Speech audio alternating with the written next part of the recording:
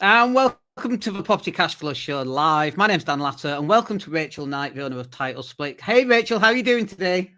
I'm absolutely fine, Daniel. How are you in lovely sunny Spain? I'm very well. We were just chatting before we came live because I've been to the beach bar for a coffee and a tostada by the beach this morning in the glorious sunshine. But yours is a little bit different there. Derbyshire is definitely snowing today. It looks beautiful though. It's beautiful. It looks stunning. I mean, I live on a hill, so I'm looking out over the countryside, and you know that's amazing. But yes. Nice. So title splitting, let's get straight into the content because that's one of the things I always love to do. Talk to me about title splitting. Just explain for those people that aren't aware of what it is. I want to know two things like straight out the bat. One is what is it? And the second one is why would a person do that over say something else?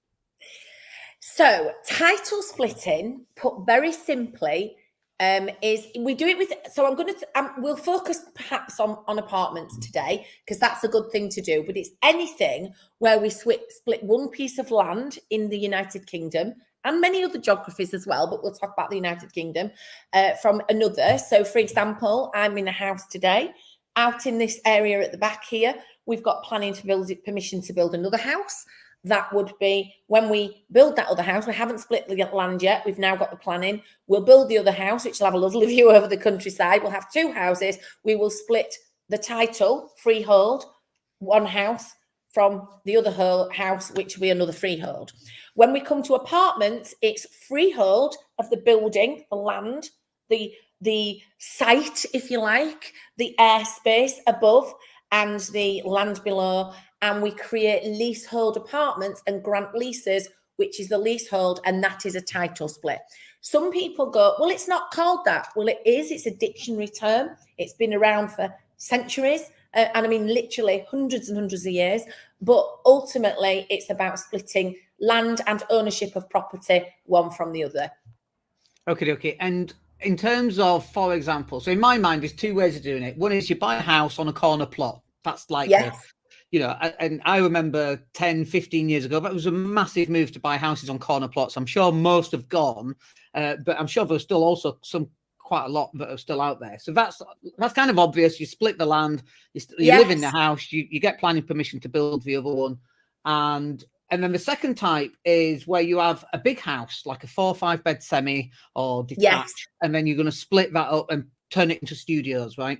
Not studios. Now, I need to make this really clear. It's apartments, and they have minimum space requirements. And so 40 bedroom, ensuite, HMO, with kitchens in the corner and a little bathroom ensuite cannot be title split into apartments. They are not apartments. So if you ever see those on the market and it says apartments for sale, that's a loose term because apartments are something that you can actually split off and grant a lease on. Minimum space requirements today say that has to be a minimum of 37 square meters for a 1-bed flat with a shower, not a bath. This is really important. So, and studios and title split apartments have to reach certain fire regulations as well. So it's not possible to title split studios, just apartments. Now, but it's a massive opportunity. It doesn't have to be big houses. In fact, there is, hot off the press since November last year, and many of you listeners will know this, the government are currently looking at permitted development where we can take even a terrace house that could split into 2 apartments and under permitted development, split that into 2 apartments. As long as the outside looks the same, we'll be able to do that under PD because we've got an issue, as you know, in the UK, there's not enough homes for people to live in, and this will create more homes for people to live in. So also from a permitted development point of view, just explain what that is, because obviously some people understand that fully and people are like, I don't know what that is. Yeah, right. So I'll make it really simple for you, right? Now, planning is a system that's run by the local council. Anybody who's ever gone through a planning application knows we technically, with very big inverted commas and donkey ears on as well, right? I'm literally saying, technically, it takes 8 weeks. Realistically, the planning for the piece of land, I mean, I'll literally show you the piece of land. You can see it going up there. It's a back build plot. It's a side build plot because we've got a road at the top and the road below. But literally, that planning for that took over a year, right? So realistically, that's the council being honest, doing finicky things and meeting the council regulation. We're in a conservation area buffer zone, which basically means they think we're in the conservation area, heritage, have a say, all that sort of stuff. Permitted development in certain areas, not in every area, but permitted development is government overruling the council. That is a really easy way to explain it if you're a property investor. So permitted development is a really good thing for us.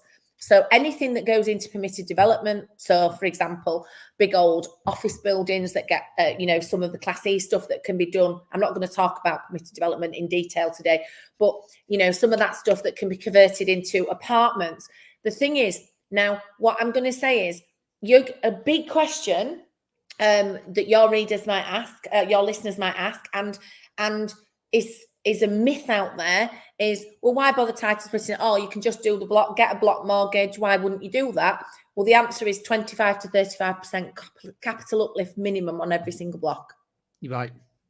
Okay. So title splitting is a way of getting that equity and cash out of the block whilst you own it. And we teach people to do that as they own it. Yeah. So that's really important as well. So for those people, like we have a lot of property sources. We got a £27 property sourcing training course and so on. So we've got people that are out there looking for deals for investors. And also some investors, many investors don't understand title splitting, don't know what they're looking for, but also property sources, they don't know what they're looking for.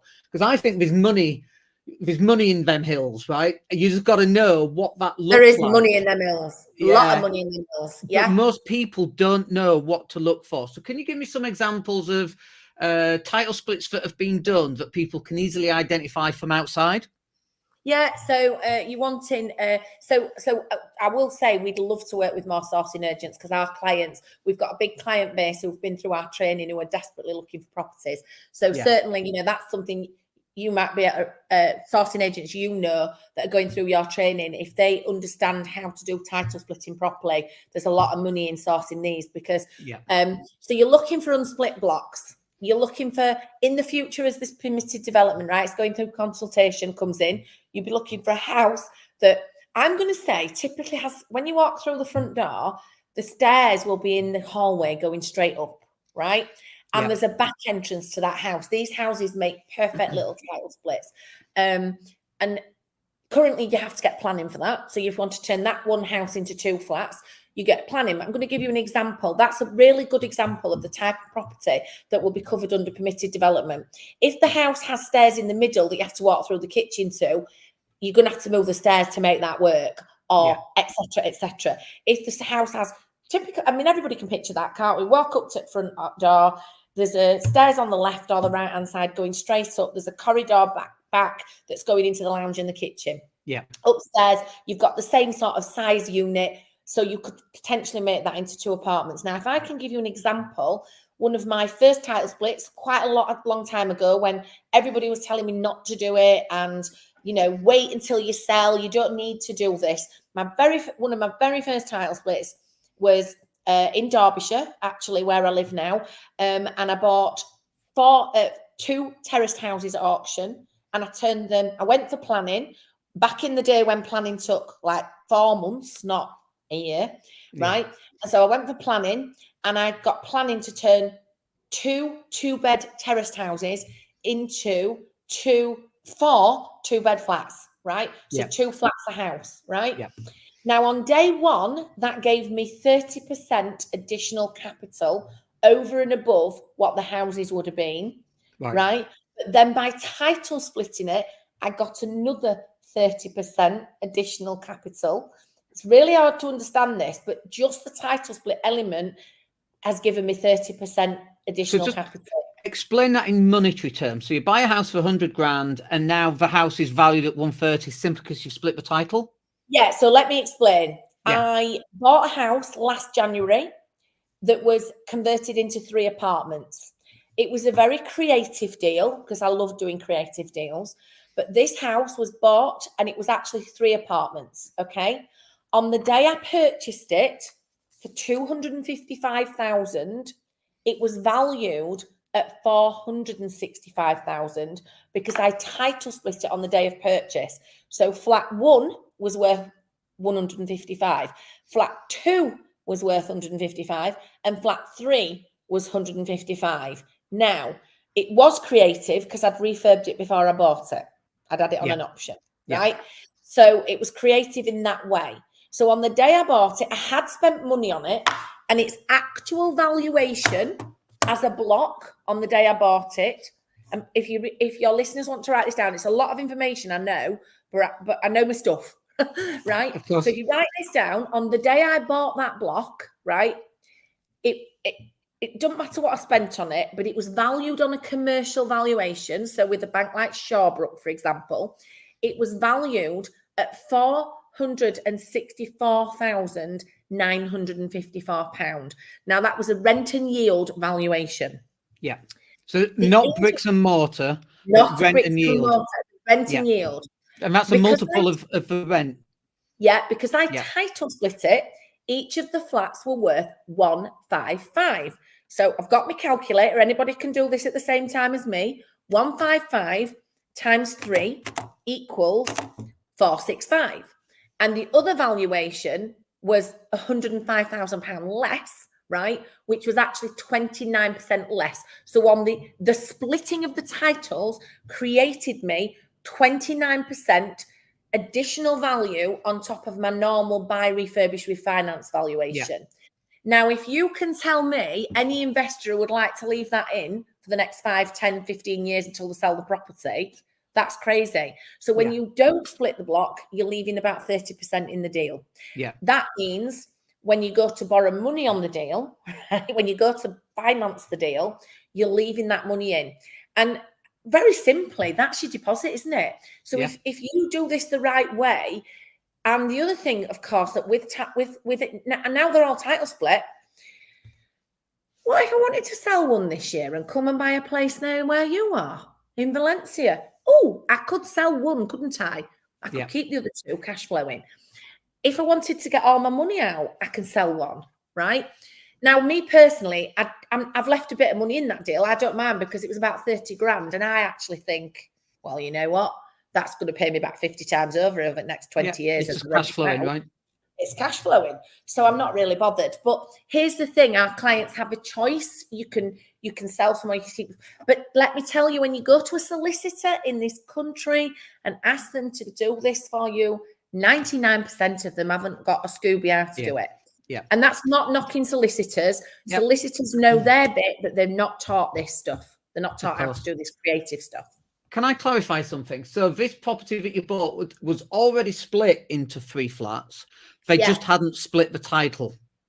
Yes, and I did a refurb as well. So we did BRR, our refurbish, refinance, and then we title split it on top for the extra 30%. And it was a combination of the refurb and the title split that got that. So for example, for those people that are sourcing deals right now, if they can go out and find a semi-detached house with 2 flats already in it, they can go and refurb the flats, get the official title split done, which creates a lease, and then they can sell individual properties and so on. That's where the uplift comes from. Here's the issue, and this is what happens. So when you go to most companies that do training, even, they say to you, just do it when you sell. So you leave that 30% in. But then when you go to sell, the bank won't let you reduce security and sell 1 flat at a time. So even if you try to title split on sale, unless you can come out of your normal loan and then try and split on sale, right? If the bank won't let you reduce the security, you're not going to be able to split it. So what ends up happening is landlords end up selling the block at the unsplit value to which is based on rent and yield. Now, estate agents don't value it like that because clearly estate agents are sitting here talking to me about how they should value those. But ultimately, and by the way, this isn't my rules. These are how the banks value things. You know, the banks value rent and yield for commercial vals, which is what blocks are. They're like sui generis HMOs, rent and yield valuation. And then we've got bricks and mortar or comparable valuation. What I didn't say to you, and this is the most important thing, my original one that I came back to with the 2 houses that I turned into 4 flats, that then grew by an additional 38% capital growth at bricks and mortar value over the next 5 years. So I got 30% capital uplift on day 1, 38% bricks and mortar growth over the next 5 years. In the meantime, the commercial valuation would have gone backwards because most landlords do not increase their rent in line with capital growth. Yeah. That's why. So. Okay. Very good. And so what other sort of deals should people be out there looking for? So you're looking on Rightmove, or you're driving down a street and you see a big house that's up for sale and up for rent. Unsplit blocks is the way to do this, really. Or houses that are commercial properties that you can do under PD and turn to resi. So that's another thing we teach people to do. You know, this new permitted development that's going to be coming. I mean, this is massive because I was looking at one particular area, and this is really scary. So I'm going to give you an example. As this permitted development rule comes into place and you look at London, I looked in the same postcode area in London. There was a house that was a bit tired, right? And the rent on the house was, now let me think, it was this, because I was doing this for rent. I think the rent on the house was something like 2,000 a month, right? And the rent on flats in the same area was about 1,600 a month. Now, if you think about it like this, the rent, this is today, this is like, we're in, Feb 2024. So I was doing it for a recent training course we ran for our clients. And I was showing them this example where if you could have that house and create 2 apartments, your rent would be £1,600 apart an apartment. So that's 3,200 for 2 apartments, and your rent on the house was 2,000. Wow, amazing! Same building. Obviously, you're going to do the refurb works, but you'd have had to do that. You might have got a slightly higher rent if you'd done the refurb, but even if you got 2.5 for the house versus 3,200 for the 2 flats. So your rent will be higher for having 2 units. And not only that, you get that 30% capital uplift. Well, here in these instances, it might even be more because you're turning a house into 2 flats. And those 2 flats in where I did those original ones, they were a little normal market town. The houses, the little 2-bed terrace houses weren't going up in value at the same rate as flats were going up in value. Yeah. Because flats are sort of modernized, more, low maintenance, all that sort of stuff. And the houses were going up slightly lower in value. So, for me, it's a no-brainer to title split. It has been since 2017. Most investors still don't do it because their mortgage broker tells them not to, their solicitor tells them not to, or their training company tells them not to. Yeah. Okay. I've got 2 more questions. All to do with actual physicality of doing the works, right? So question number 1 is what's involved? Let's just use a simple example of a house converting to 2 flats. That's question number 1. And then question number 2 is tied to it, which is splitting of utilities. Right. So let's talk about that kind of thing. Yeah. So I've just done a deal checker with one of my clients just prior to this. And she was talking about the utilities. So I'll handle that one first because we're talking about it. So in this particular block that she was planning to buy and make an offer on in the next few days, we went through all the numbers and everything. She said that the electricity had been split correctly and the gas hadn't been split. And how much would it cost to split the gas? And how much would it cost to split the water? Yeah. Now, the answer to that question is nowhere near the 30% capital uplift you're going to get by doing the title split. So the answer to that is, and what I said to her, and I said this very succinctly, this is a really important point. Most people in this instance, so this was 5 flats. It doesn't matter what it was, but it was 5 flats. So I said, how many electricity supplies should it have? Daniel, I'm sorry to put you on the spot, but do you know the answer to that question? Well, I'm guessing the obvious answer is 5, but I'm actually going to say 6. You're correct, because you need a landlord supply. And so my question to her have you got a landlord supply? But many developers go off and think, I'm just keeping it on one block, so I'll keep it all on one electric supply. Or they think, landlords, or they think, I had one guy ring me once and say, literally, I can't get finance. I can't split this finance. I'm having to do commercial. and they've downvalued it. No, they haven't downvalued it. They've done a rent and yield valuation, and you were expecting a split valuation. He said, well, can I title split it? I said, how many electricity supplies have you got? He said, 5. I said, how many flats have you got? He said, 5. I said, oh, okay. So where did you put the landlord supply? He went half on flat 1 and half on flat 3. I went, that's the wrong answer. Yeah. Right? That's the wrong answer for a title split. So that answers that question. But the reality of putting extra supplies in, it depends on who it is, Western Power, whatever. But it's you know, a couple of supplies, 10 grand. You know, it's not massive. Yeah. Would the client that I was talking to today, I said, well, I wouldn't worry about the gas. In fact, as you refurb the flats, I'd take the gas out, because in 10 years' time, 2035, we're trying to move away from gas. So I would be looking at putting the lowest cost electricity heating in for an apartment. So that's what we do with flats. And then the other thing is water. It's a few £1,000s. So the other one I get asked about along similar lines is solicitors' fees, and I say the same answer. Nothing like the cost of nothing like 30% capital uplift. Yeah. Okay. And then in order to break up 2 apartments within one house, it's basically obviously the soundproofing that's required as well, including upstairs for those walls and that kind of thing, because the next door neighbours and so on.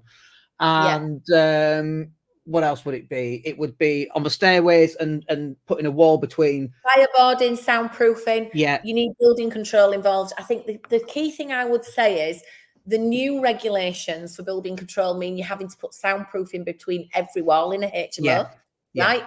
In a flat, you don't have to put it between every wall. You only need to put it between the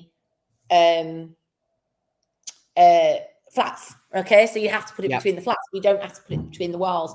So I would say less than a HMO now, because you're having to do that. But the other thing here is that one of the strategies I love is in I don't want to say it too loud, but let's just say a 2-bed flat and a 2-bed flat and a 2-bed flat in a building times 3 is 6 bedrooms.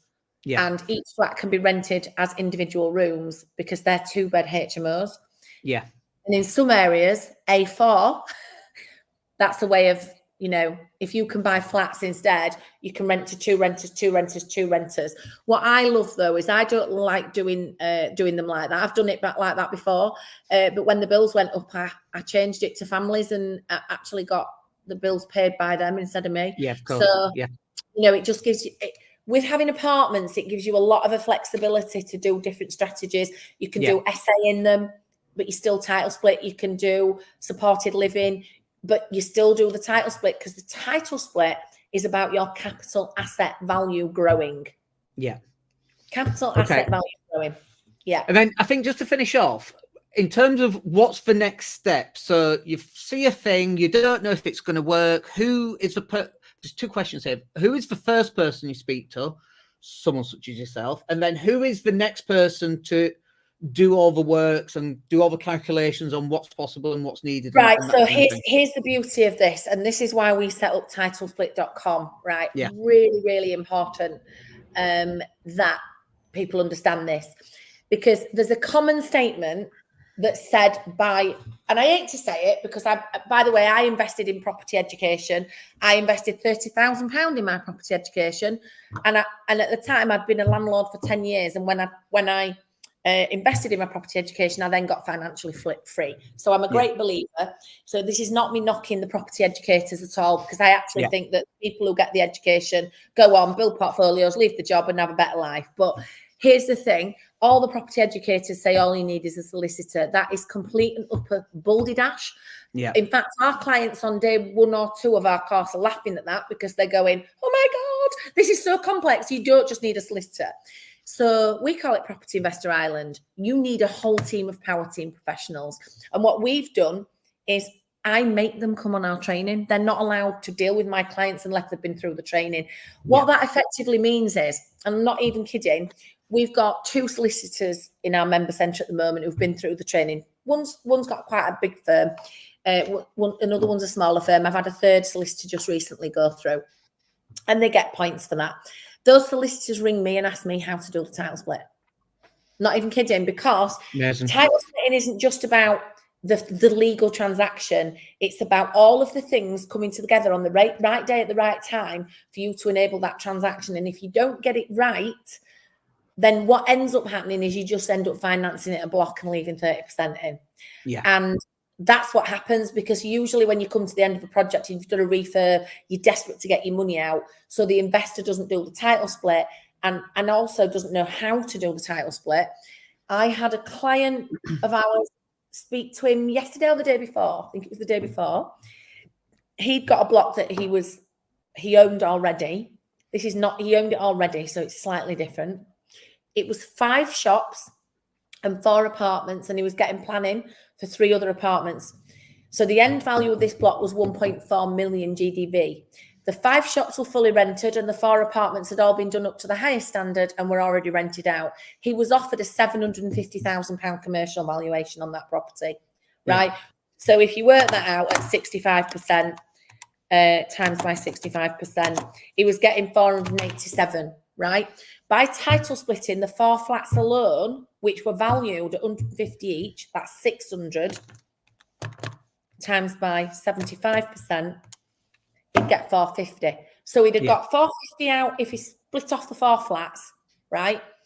And he'd have got 487 from a bank if he financed it as a block, because the difference was huge, right? So the end value, and this is the problem. There's so many moving parts. Oh, and by the way, he had a SAS as well. So I showed him how to do something with his SAS, which meant that he would save £56,000 in tax on the profit that he made in this project. Yeah. It's complicated. Yeah. So the answer is you need a really experienced title split power team to help you. And we train those people. Our training is designed for property investors, but we make them come and understand it from the property investor's point of view. Yeah, got it. I do have one final question, because you mentioned one of the lenders. Was it Shawbrook earlier? Yeah, Shawbrook do block mortgages. Yeah, they do commercial HMO mortgages, block mortgages. Yeah, but we were talking about multiples are based on rent and yield. What is that multiple approximately? It depends on the yield in the area. Okay. Okay. Perfect. So if I've got a 9% yield, it's 11.11. Yeah. Right. But if it depends on the rent and yield. Yeah. But actually, can I say, on our masterclass, which we're offering to your readers at a discount, your listeners at a discount anyway, and I know you're putting the link in, we tell the investors how to calculate that. It's quite complicated. Nice. We show them how to do it. Yeah. Yeah. And I think on something like this, it is complicated, but that's why you've got to go get proper professional help from people that have been doing it for ages. Know it inside out, back to front. And if you go to your solicitor, a number of times I've gone to my solicitor and said, oh, what about this? Oh, no. If a solicitor doesn't know how to do something, they think it can't be done, right? That is absolutely true. You've got to hit the nail on the head. Yeah. In fact, we recently had a solicitor come on our training. I didn't know he would come in. This was quite funny. And he's actually one of our testimonials on our website. So if anybody wants to go and have a look, they can find it. And he basically said, he'd said to his brother-in-law, because he'd come with his property developer brother-in-law, he was a commercial property solicitor. And he says, I'm not coming to this course for the whole weekend. I'm a commercial property solicitor. I don't need help doing this. I know exactly what I'm doing, right? And he was in he was in his 30s. He wasn't a newly qualified solicitor. And within 2 hours of sitting in the room, he went, I don't know any of this. He says, I really don't know any of this. I went, it's like somebody's planted you in the room to prove to these people what I'm telling them. And I said, why? And he says, because nobody asks us to do it, because they don't know what to ask. They don't tell us to do it, so we don't do it. And I said, do you get, when you do your law degree and then you go on, you do articles, what's your training on this? He went, half a day. Yeah. Right. Yeah, it's ridiculous, isn't it? Yeah. So, that's why we're CPD accredited. So we're encouraging solicitors to come because we want to change the game on this. This is a big opportunity for property investors. There are thousands of unsplit blocks in the UK because all the landlords for all the time who have rental flats didn't know how to split them. Yeah.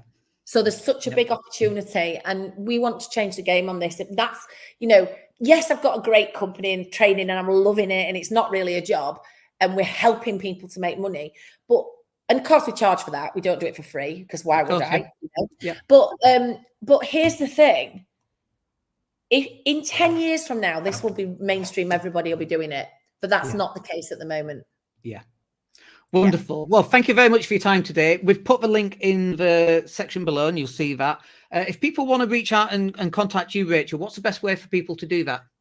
So go through that link. I'll go through our website, but I'd say go through the link. That's a free download. So that link, and then my team will offer you the opportunity to buy the masterclass if you want to, which is £37. That's the offer. It's normally 97.